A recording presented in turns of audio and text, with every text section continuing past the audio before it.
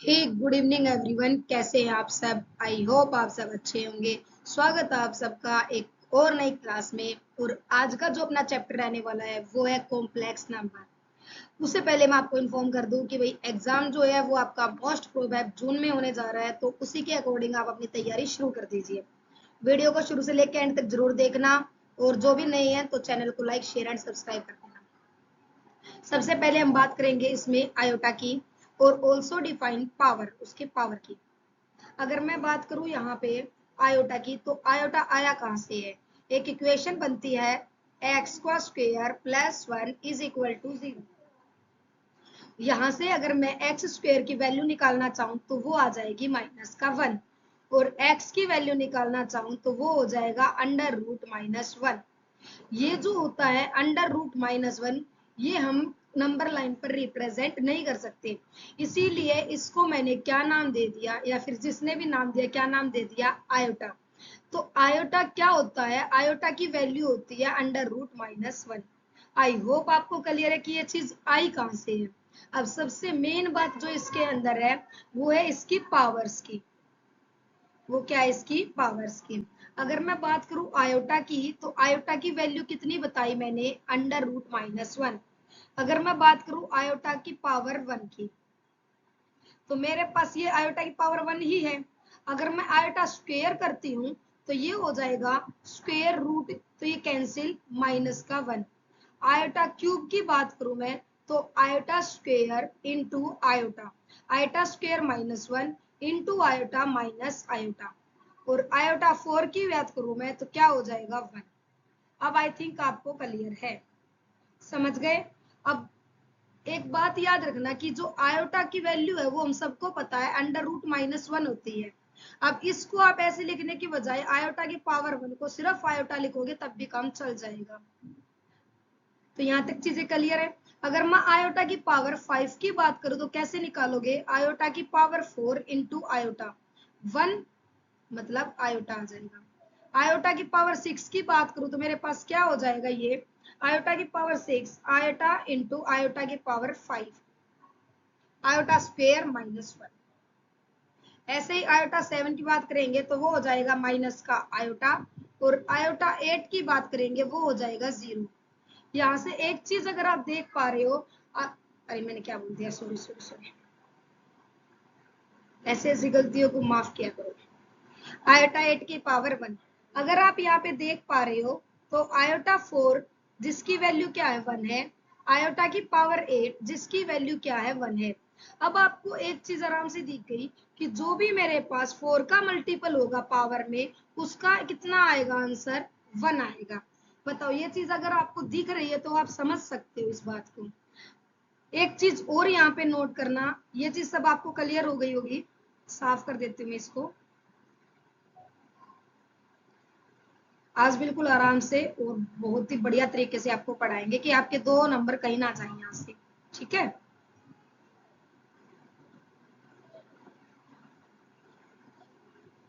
देखो, अगर मैं ये बोलूं आपको कि जो मैंने आपको वैल्यूज निकाल के दी हैं, किस किस की वैल्यू निकाल के दी, आयोटा की, आयोटा स्क्वायर की, आयोटा क्यूब की, और आयोटा 4 की, इन सब का सम करेंगे तो वैल्यू कितनी आएगी, इन सब का सम करेंगे तो वैल्यू कितनी आएगी, ये आएगा आयोटा, आयोटा स्क्वायर आएगा -1, आयोटा क्यूब आएगा माइनस का आयोटा, और आयोटा 4 आएगा +1।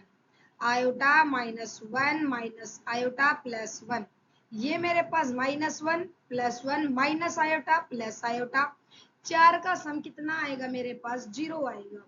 तो यहाँ से आपको एक चीज नोट करनी है, और वो नोट क्या है, यहाँ से आप एक नोट डाल लेना कि 4 कंजुकेटिव का, जब भी 4 कंजुकेटिव पावर होंगी, 4 कंजुकेटिव पावर्स, 4 कंजुकेटिव पावर्स जो होंगी उनका जो सम है वो सम कितना हो जाएगा मेरे पास, 0 हो जाएगा। अब वो कंजुकेटिव कोई भी हो सकती है, मान के चलो आयोटा मेरे पास आयोटा 9, आयोटा 10, आयोटा 11, आयोटा 12, कुछ भी कंजुकेटिव 4 टर्म जिसका सम कितना बनेगा, 0 बनेगा। डन, क्लियर ये सब कुछ आपको। अब मूव करते हैं नेक्स्ट पॉइंट पे। देखिए इसी पर बेस्ड क्वेश्चन आया है मेरे पास। ये क्वेश्चन क्या है कि आपको वैल्यू का, इसकी वैल्यू बतानी है, और ये कहीं से नहीं है, एस्टेट का ही पीवाईक्यू है लास्ट ईयर का। आयोटा की पावर 5, आयोटा की पावर 6, आयोटा की पावर 7 और आयोटा की पावर 8 क्या कंजुकेटिव टर्म्स नहीं है? 5, 6, 7 और 8। आप देखते ही क्या बोलोगे कि मैम सम कितना हो गया? 0 हो गया। ये सम 0, आयोटा 9 और नीचे क्या आ जाएगा? 1 प्लस आयोटा। ठीक है, आयोटा 9 क्या है? आयोटा 9 है आयोटा की पावर 8 इंटू आयोटा। 8 मतलब 4 का multiple 1, 1 into iota which is iota. तो ऊपर मेरे पास क्या आ गया? आयोटा, और नीचे क्या आ गया? 1 प्लस आयोटा। जब भी मेरे पास इस तरीके का फॉर्मेट बनता है कॉम्प्लेक्स नंबर में, तो उसको हम क्या करते हैं? रैशनलाइजेशन। 1 माइनस का आयोटा, मतलब अगर प्लस का आयोटा है तो माइनस का आयोटा बन जाएगा, साइन चेंज होके ऊपर नीचे मल्टीप्लाई हो जाता है। आयोटा की मल्टीप्लाई यहाँ करेंगे, आयोटा माइनस आयोटा स्क्वायर, और नीचे आ जाएगा 1 प्लस आयोटा 1 माइनस आयोटा, ए का स्क्वायर माइनस बी का स्क्वायर। डन। तो माइनस आयोटा स्क्वायर माइनस 1, तो ये क्या हो जाएगा? आयोटा माइनस 1 मतलब माइनस माइनस प्लस, और ये हो जाएगा 1, और ये हो जाएगा यहाँ से भी 1। तो मेरे पास 1/2 1 plus iota, 1/2 1 plus iota. Answer कितना आ जाएगा इसका? 1/2 1 प्लस आयोटा। अब बताओ चीजें क्लियर हुई? बात करते हैं अब कॉम्प्लेक्स नंबर की। वो तो आयोटा की थी, अब आयोटा से क्वेश्चन आएगा, तो आई होप आप सारे क्वेश्चन अटेम्प्ट कर पाओगे। देखिए कॉम्प्लेक्स नंबर में क्या होता है ना, मेरे पास इसको डिनोट किया जाता है जेड से, और इसके अंदर टर्म्स होती है इस तरीके से लिखी हुई होती है, ए प्लस आयोटा बी, जहाँ पे ए जो बिलोंग करता है वो भी किसी रियल नंबर से बिलोंग करता है, जहाँ पे बी जो बिलोंग करता है वो भी किसी रियल नंबर से बिलोंग करता है। समझ गए? क्योंकि रियल नंबर जो होता है वो भी किसका सेट होता है? कॉम्प्लेक्स नंबर का। सबसे बड़ा सेट ही कॉम्प्लेक्स नंबर होता है। जैसे मैं आपको एग्जांपल दूं, एग्जांपल है 3 प्लस 2 आयोटा, तो ए की वैल्यू कितनी आ गई? 3, और बी की वैल्यू कितनी आ गई? 2। तो मेरे पास ये क्या हो गया? ए की और बी की वैल्यू क्या है? रियल, बट रिप्रेजेंट करते टाइम आयोटा जिसके साथ में है। अब एक बात यहाँ से मैं कैसे क्लियर करूंगी इस चीज को, समझना। देखो इसमें ना 3 टाइप्स होती हैं। वो 3 टाइप्स कौन कौन सी है? वो 3 टाइप्स मेरे पास है, imaginary, purely real, purely real, purely imaginary, purely imaginary, और एक होती है इमेजनरी। समझ गए? प्योरली रियल का मतलब क्या होता है? जो बी होता है वो 0 होता है। जैसे 3 प्लस 0 आयोटा, तो बी क्या है? 0। ये प्योरली क्या है? रियल है। अगर मैं प्योरली इमेजनरी की बात करूं तो ए मेरे पास क्या है? 0 है, 0 प्लस 3 आयोटा। और इमेजनरी क्या होता है? जिसमें ए भी 0 नहीं है, बी भी 0 नहीं है, तो 3 प्लस 2 आयोटा, वो क्या नंबर है? इमेजनरी नंबर है। तीनों चीजें आपको क्लियर हो गई होंगी कि चीजें क्या होती हैं, और इसी को क्या बोला जाता है? कॉम्प्लेक्स नंबर बोला जाता है। ठीक है, क्या बोला जाता है भाई इसी को? Complex number. प्रॉमिस किया है पूरा करेंगे। अगर वीडियो डाल दी उससे बाहर क्वेश्चन नहीं जाएगा, मतलब नहीं जाएगा भाई, ये श्योरिटी है मेरी तरफ से। अलजेब्रा ऑफ कॉम्प्लेक्स नंबर, इसमें कुछ नहीं, ज्यादा कुछ नहीं, आपको 2 नंबर्स का सम करना आना चाहिए, कॉम्प्लेक्स नंबर का माइनस करनी आनी चाहिए, मल्टीप्लाई करनी आनी चाहिए, और डिवीजन जरूर आना चाहिए। ये 4 टर्म्स अलजेब्रा में आपको सीखनी है। कैसे? अगर मेरे पास Z1 क्या है? 2 प्लस 3 आयोटा, और Z2 क्या है? थोड़ा सा चेंज कर ले, बड़ी इक्वेशन ले लेते, समझ आ जाएगा इजीली। 5 प्लस 3 आयोटा, और ये हो जाएगा 2 प्लस आयोटा, इस तरीके से ले लो। तो मेरे पास यहाँ पे एडिशन करना है 5 प्लस 3 आयोटा, और सम हो जाएगा 2 प्लस आयोटा। तो इमेजनरी इमेजनरी से जुड़ेगा, और रियल रियल से जुड़ेगा। 5 + 2 7 और 3 iota plus iota which is 4 iota. समझ गए? Z1 minus Z2 5 + 3 iota minus का 2 + आयोटा, तो क्या आ जाएगा 5 - 2 3 और 3 आयोटा में से आयोटा गया 2 आयोटा। आ गया समझ में? Z1 × Z2 5 + 3 आयोटा इंटू में 2 + आयोटा, करो मल्टीप्लाई। इस 5 की मल्टीप्लाई दोनों से करो, तो ये इससे करेंगे तो क्या आएगा 10, फिर 5 की करेंगे आयोटा से 5 आयोटा, ठीक है। फिर 3 आयोटा किससे करेंगे 6 आयोटा, और ये हो जाएगा मेरे पास 3 आयोटा स्क्वायर।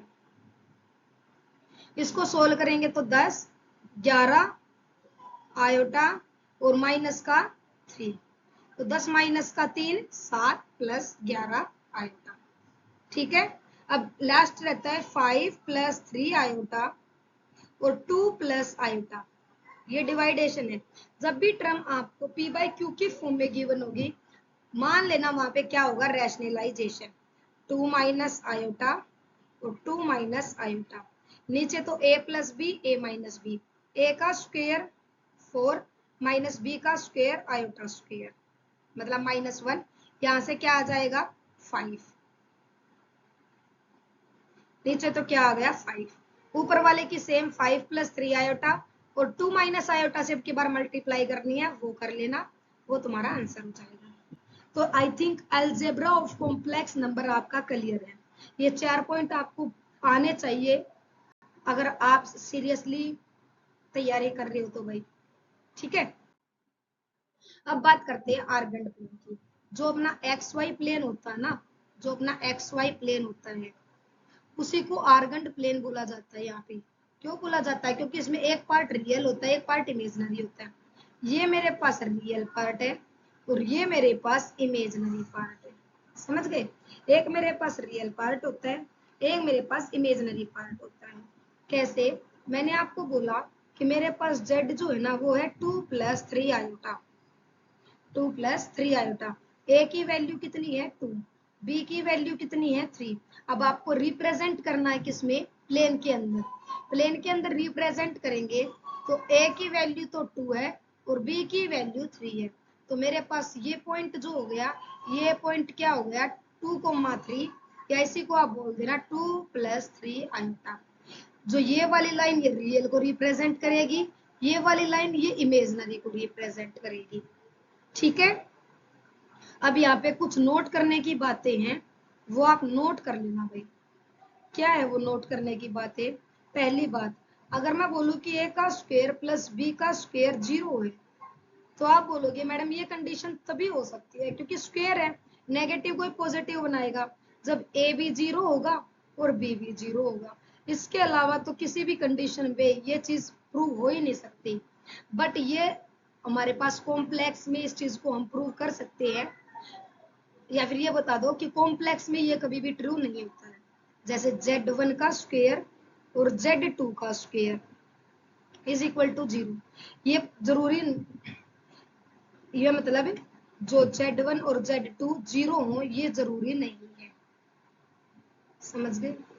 अगर मैं Z1 की वैल्यू 1 ले लूं और Z2 की वैल्यू ले लूं मैं यहाँ पे आयोटा, तो ये हो जाएगा 1 और ये हो जाएगा आयोटा स्क्वायर, तो 1 माइनस का 1 0 और वैल्यू भी क्या थी नॉन जीरो। तो भाई ये इस कंडीशन में सच नहीं होता है, मतलब हो भी सकता है नहीं भी, लेकिन 100% ट्रू नहीं है। जैसे मैंने ऊपर बोल दिया कि ये भी 0 होना जरूरी है और बी भी, समझ गए। तो ये एक नोट करने वाली बात थी। इसके अलावा सेकंड पॉइंट जो यहाँ पे आपको नोट करना है वो है, अगर मैं आपको बोलूं कि मुझे 1 + आयोटा स्क्वायर निकाल के दिखाओ, तो अब 1 a का स्क्वायर b का स्क्वायर प्लस 2ab, तो यहाँ से जो वैल्यू आएगी ना वो 2 आयोटा आएगी क्योंकि -1 इसको खत्म कर देगा।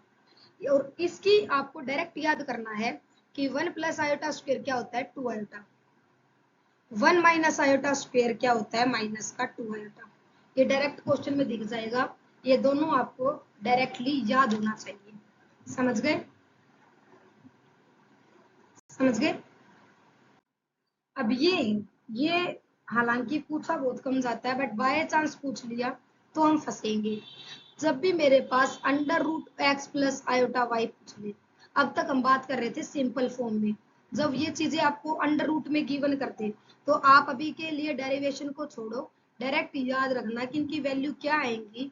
एक्स के स्क्वायर की वैल्यू आएगी अंडर रूट ए का स्क्वायर प्लस बी का स्क्वायर प्लस ए अपॉन 2 पूरे में है, और y के स्क्वायर की वैल्यू आएगी अंडर रूट ए का स्क्वायर प्लस बी का स्क्वायर माइनस ए अपॉन 2। तो एक्स स्क्वायर और वाई स्क्वायर की वैल्यू क्या आ जाएगी ये। अब आप बोलोगे एक बार एक क्वेश्चन से समझाओ, मैंने एग्जांपल लिया है यहाँ पे अंडर रूट 3 प्लस 4 आयोटा।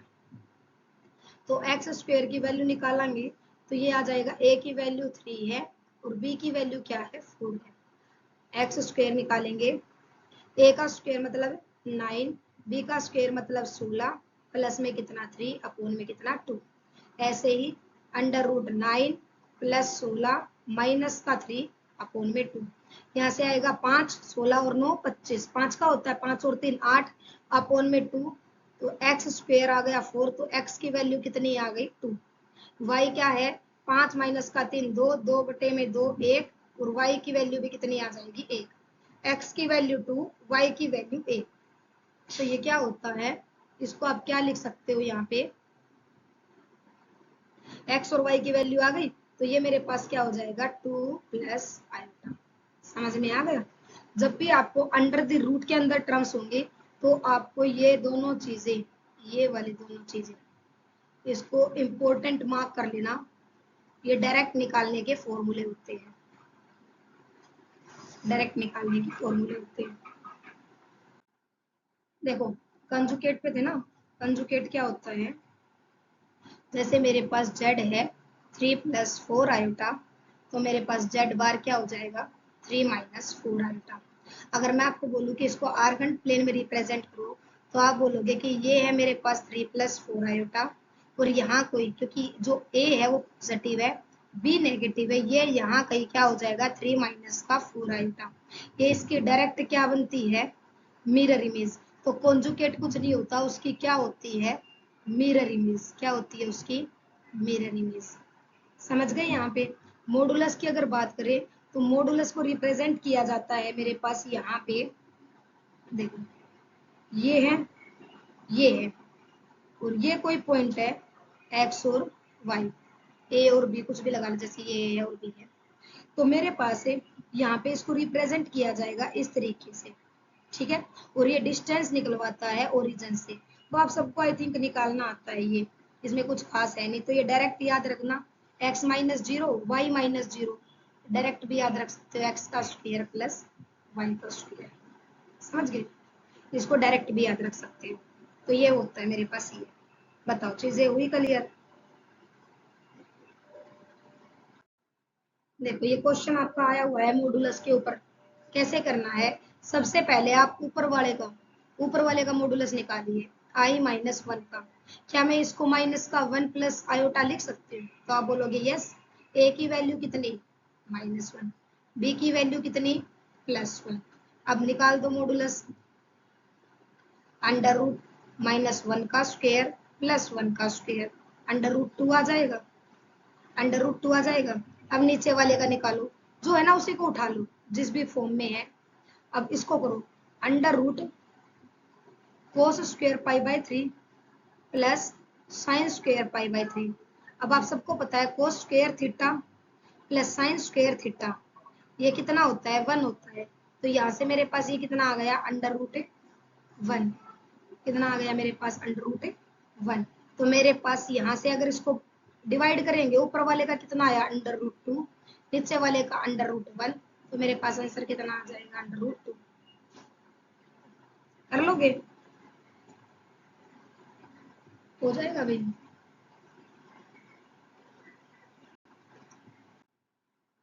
अब बात करते हैं प्रिंसिपल आर्ग्यूमेंट की। आर्ग्यूमेंट कुछ नहीं होता, आप बोलोगे ये क्या बोल दिया, आर्ग्यूमेंट होता है भाई, कुछ तो क्यों नहीं होता। आर्ग्यूमेंट एक्चुअल में वो एंगल होता है, ठीक है।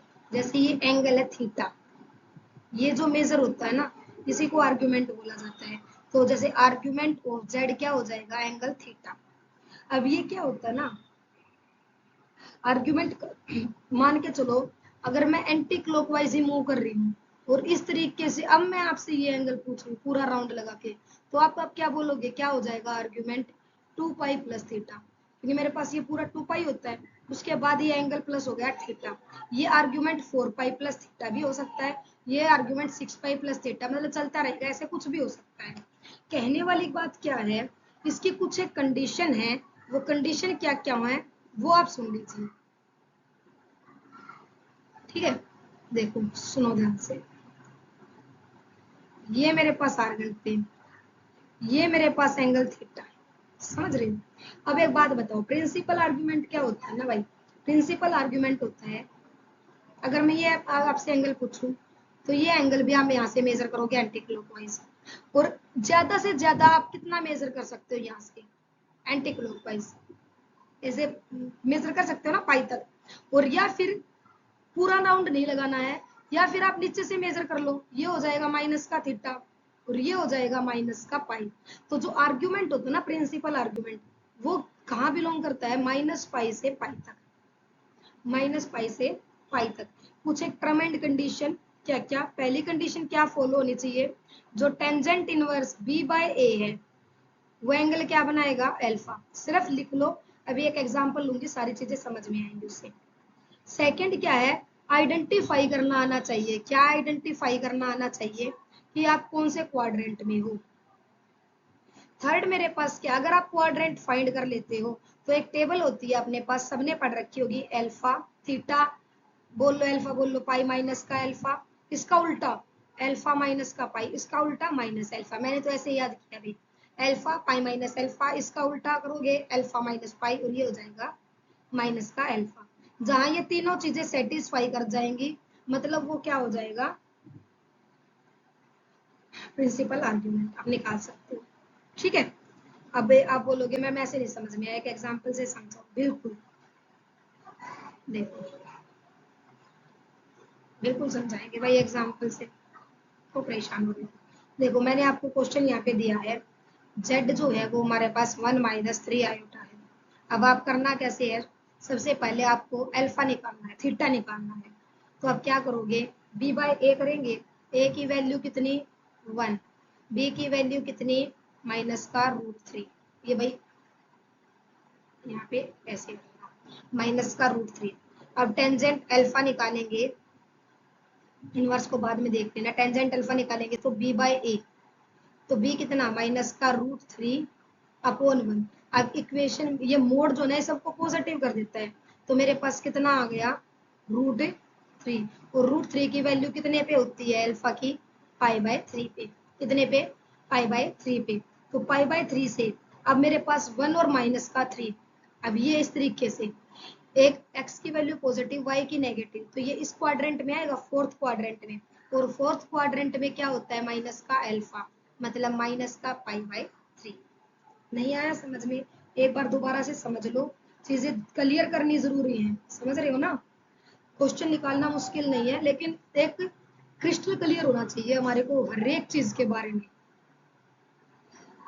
1 - 3 आयोटा, ए की वैल्यू 1, बी की माइनस का 3, और यहाँ से अल्फा की वैल्यू निकालने तो b अपॉन ए माइनस का √3 अपॉन 1, और टेंजेंट की वैल्यू √3 कितने पे होती है, π/3 पे, अल्फा निकालना आसान है। उसके बाद आप 1 और माइनस का √3, तो मेरे पास x की वैल्यू पॉजिटिव, सॉरी a की वैल्यू पॉजिटिव, b की नेगेटिव, तो ये अगर मान के चलो रियल का a है ये b है, तो नेगेटिव ये वाली टर्म्स और ये पॉजिटिव। फोर्थ क्वाड्रेंट में मैंने क्या बताया, माइनस का अल्फा माइनस का π/3 क्या हो जाएगा, इसका प्रिंसिपल आर्गुमेंट। इससे अच्छे से तो क्या समझाएंगे भाई, है ना, इससे अच्छे तो क्या होगा, मतलब बहुत डीप में समझा दिया मैंने आपको, ये लिख लेना आप जहां भी लिखना चाहो इसको। Form of representation of complex number, कौन कौन सी फॉर्म होती है, एक तो मेरे पास कार्टेशियन ही होती है, कार्टेशियन फॉर्म होती है। कार्टेशियन फॉर्म कौन सी होती है, जो हम x प्लस आयोटा y वाली पढ़ रहे थे, यही कार्टेशियन फॉर्म होती है। इसके अलावा एक होती है पोलर फॉर्म जिसको रिप्रेजेंट किया जाता है कुछ ऐसे, R cos theta plus iota sine theta. और जो ये आर है, ये आर कुछ नहीं होता, ये मेरे पास क्या होता है, मॉडुलस। और थीटा मेरे पास कुछ नहीं होता, क्या होता है ये, आर्ग्यूमेंट, जो अभी तक निकाला है माइनस का B by A, sorry B by A. समझ गए या नहीं समझे, कर लोगे ना। एक होता है मेरे पास यहाँ पे आइलर फॉर्म या फिर एक्सपोनेंशियल फॉर्म, एक्सपोनेंशियल फॉर्म वो क्या होती है, z is equal to R e iota theta. तो ये जो आइलर वाली फॉर्म होती है ना, ये मेरे पास क्या है, ये मेरे पास ए की पावर आयोटा थीटा, ये कुछ नहीं है, यही है कोस theta plus iota sine theta, यही है भाई ये। समझ गए। और आर आपको बताइए क्या है, मॉडुलस ऑफ जेड। तो तीन रिप्रेजेंटेशन होती है, सिंपल रिप्रेजेंटेशन कार्टेशियन, पोलर में करेंगे तो cos theta plus iota sine theta, Euler में करेंगे तो ए की पावर आयोटा थीटा। कर लोगे, ये क्या था ना, मैं बोला z इज इक्वल टू 1/1/3। मैं ये कहती भाई कि अभी एग्जाम नियर बाई है, मैं कुछ एक इक्वेशन आपको डायरेक्ट याद करने के लिए बोल रही हूँ, उसको डायरेक्ट याद कर लेना। इन फ्यूचर मतलब जब भी हम नवंबर की तैयारी करेंगे, वहां जब मैं फाउंडेशन से बिल्कुल पढ़ाऊंगी, मैं आपको एक चीज निकाल के बताऊंगी कि कहाँ से क्या ड्राइव हुआ है। बट स्टिल अभी हमारे पास टाइम नहीं है, कुछ एक इक्वेशन आपको डायरेक्ट याद रखनी है, तो वो आपको डायरेक्ट ही समझ गए। देखो z इज इक्वल टू 1/√3, या फिर इसी को बोले z की जब क्यूब करेंगे तो ये हो जाएगा 1। अब मेरे पास इसका मतलब क्या है ना, जो z है उसके मेरे पास 3 रूट निकलेंगे, वो 3 रूट क्या क्या होंगे, 1 ओमेगा ओमेगा स्क्वायर। अब यहाँ मैं आपको डायरेक्ट वैल्यू याद करने के लिए बोल रही हूँ, उसको डायरेक्ट याद करना। ओमेगा की वैल्यू होती है माइनस का 1/2 प्लस √3/2 आयोटा, इसी को रिप्रेजेंट किया जाता है आयोटा ई आयोटा 2π/3। ठीक है। ओमेगा स्क्वायर की मैं बात करूँ तो माइनस का 1/2, ये माइनस हो जाएगा √3/2 आयोटा, और इसी को बोला जाता है 4π/3। ठीक है। बस ये चीजें, ये दोनों इक्वेशन, ये दोनों आपको याद होनी चाहिए। आपको 1 सेकंड लगेगी क्वेश्चन निकालने में, आपको ये दोनों चीजें याद करनी पड़ेगी। ठीक है। कुछ एक नोट डाल लो।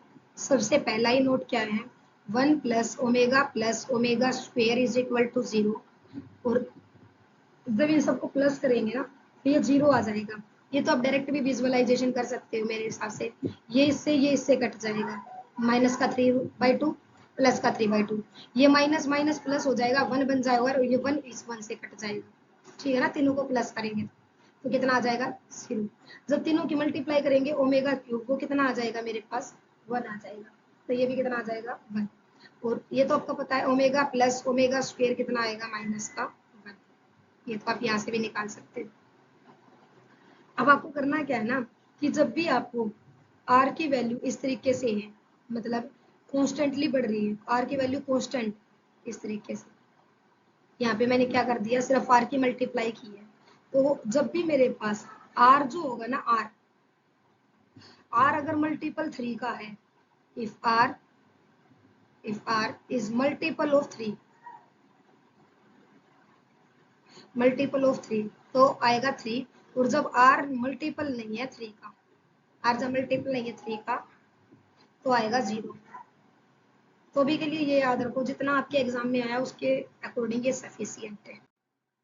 nth रूट में क्या होता है, nth रूट में भाई हमारे पास है, आप सबको पता है कि अब ये n हो जाएगा। ठीक है। अब इसके n रूट निकल के आएंगे 1 alpha, alpha square, alpha cube, और ऐसे चलते चलते आ जाएगा मेरे पास अल्फा की पावर n-1। समझ रहे हैं ना। तो सम करेंगे, इसमें कोई एक आधा क्वेश्चन यहाँ से आता है, तो सम क्या होता है मेरे पास, 1 plus alpha square plus alpha n-1, सम हमेशा क्या आएगा, 0। और जब इसकी प्रोडक्ट करेंगे, प्रोडक्ट, तो प्रोडक्ट में 2 चीजें होती हैं,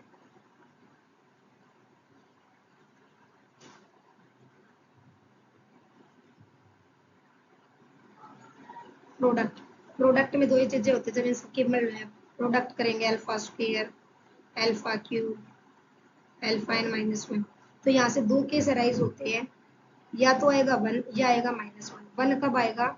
इफ एन इज ओड, जब एन जो है ना पावर ये ओड होगी, और एक होगा माइनस का one if N is even. हालांकि यहाँ से अभी तक क्वेश्चन पूछा नहीं गया, बट स्टिल लिटिल बिट आपको पता होना चाहिए, मुझे ऐसा लगता है, ठीक है ना। ये क्वेश्चन देखो भाई, ये क्वेश्चन बताओ, ये क्वेश्चन आप डायरेक्ट याद कर लो अभी के लिए। जब भी सी 90 डिग्री, मतलब ये कैसे ट्राइंगल है? आइसोसेलेस ट्राइंगल है। तो आइसोसेलेस के ट्राइंगल में आप ये इक्वेशन याद रखना, ये यहाँ से डायरेक्ट ही क्वेश्चन पूछा जाता है। जब भी पूछा गया, ये पिछले साल अगर यहाँ से आइसोसेलेस पूछा गया था, तो अब की बार मोस्ट प्रोबेबल है कि आपसे इक्विलेटरल पूछा जाएगा। तो ये होता है मेरे पास आइसोसेलेस की इक्वेशन, आप याद कर लो। फिलहाल तो इतना ही कहूंगे, क्योंकि बहुत लंबी वीडियो हो जाएगी और आप बहुत पजल भी हो जाओगे। और जब भी इक्विलेटरल आएगा, तो थर्ड या फोर्थ, ये दोनों याद कर लो, ये होती है इक्विलेटरल के लिए, इक्विलेटरल के लिए। तो ये आप डायरेक्ट अभी याद कर लो, बेटर रहेगा। ये क्वेश्चन है, लोकस को डिस्क्राइब करना है कि point Z is Argand plane, इसे एक स्ट्रेट लाइन बनेगा, सर्कल बनेगा, पैराबोला बनेगा। तो ये थोड़ा सा क्वेश्चन, थोड़ा सा क्या क्वेश्चन तो ठीक ही था, पर कोई बात नहीं, मैं आपको एक बार बता देती हूँ इस क्वेश्चन में क्या है। मेरे पास इसकी एक ट्रिक थी। देखो, जो स्ट्रेट लाइन होती है ना, स्ट्रेट लाइन, उसमें क्या हो जाएगा? स्ट्रेट लाइन जो होती है, एक सेकेंड,